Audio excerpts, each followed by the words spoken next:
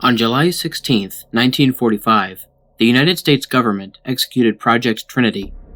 Project Trinity was the first nuclear weapons test in history, taking place in the New Mexican desert.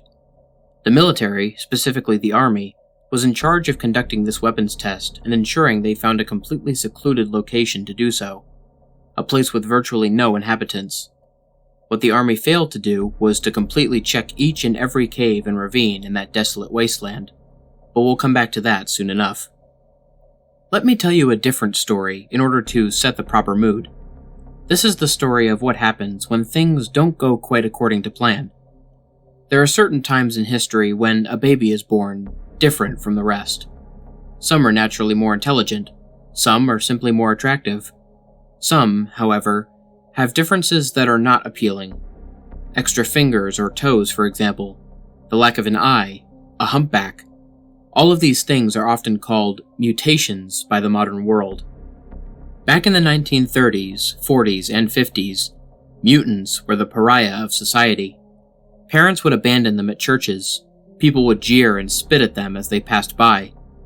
It was only in solitude or in groups of similar persons that they found peace. Communes began springing up in different parts of the country, all secluded parts of the country, such as deserts, underground caves, or small islands off the coast. These were the refuges for the outcasts of society. That all changed in 1945. Project Trinity was the starting point for a couple of significant things. Obviously, it was the trigger to the end of World War II and the massive arms race against the USSR during the Cold War. Also, it was the beginning of a massive genocide you may otherwise never have known about. Near the blast site of Trinity was a community of nearly 45 mutants. All of them were killed instantly by the destructive power unleashed in that first successful blast. In 1946, there were 2 more test fires on communes in the Marshall Islands. In 1951, another blast in the Pacific region caused severe radiation sickness and death to another large group of mutants. 1952, Operation Ivy Mike killed over 150 mutants on another small Pacific island. The final documented test detonation took place on March 1, 1954. This blast, codenamed Castle Bravo, was the most detrimental of all. After discovering that many mutants had moved back to the Marshall Islands, the government decided it was time to make their point finalized. They detonated a 15-megaton bomb in shallow water just off the island shore. Radioactive water vapor and bits of metal entered the atmosphere around the island and fell back onto its shores. The death toll was nearly 220 mutants. Men, women, and children all suffered from radiation sickness. Many developed cancer and spent the rest of their short lives in pain. The lucky ones were killed by falling bits of metal from the sky.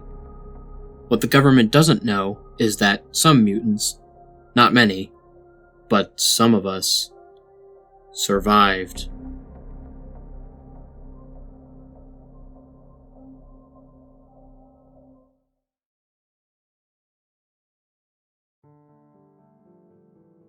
What's up, everybody? This is the Lone Wolf here. Thank you so much for listening. I hope you guys enjoyed listening to Nuclear Meltdown. If you did, please feel free to like, share, and subscribe, especially if you're new to my channel. Turn on the bell for notifications and join the Lone Wolf Pack.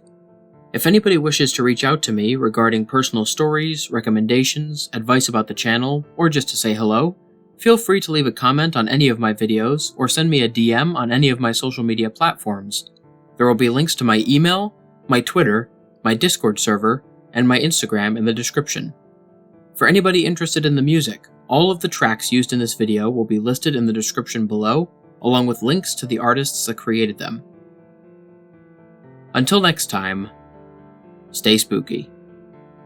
And remember, the hunt begins when the moon is full. See you soon.